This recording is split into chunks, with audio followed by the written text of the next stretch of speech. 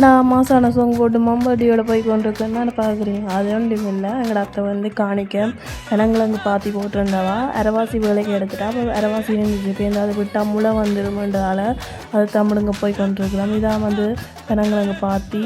இது வந்து எங்களோட காணி பேரங்களோட அழகாக இருக்கண்டு. மேலே வானமும் நல்ல வடிவாக இருந்துச்சு. அப்போ அதையும் ஒரு வீடியோ எடுத்தேன்.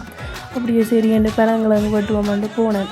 போய் மம்பட்டியை தூக்கி பெனங்கிழங்கு வெட்ட பெனங்கிழங்கு பறக்குமென்று பார்த்தா மண் தான் இருந்துச்சு. ஏன்னா மழை வந்து நிறைய நாள் தானே. அப்போ இது வந்து காஞ்சி போட்டு மண் சரியண்டு தண்ணி எடுத்து அடித்து போட்டு பெனங்கிழங்கு வெட்டி கொண்டுட்டேன்.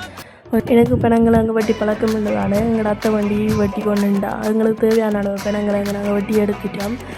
பெனங்கிழங்கு வெட்டி நாக்களை விட பார்த்து கொண்டு சின்ன பிள்ளையில பாருங்க இப்படி இருக்கியோம்ண்டு. சரி எங்களுக்கு தேவையான பெனங்கிழங்கு நாங்கள் வெட்டிட்டு வீட்டை போய் கொண்டிருக்கிறோம். ஏன்னா நேரம்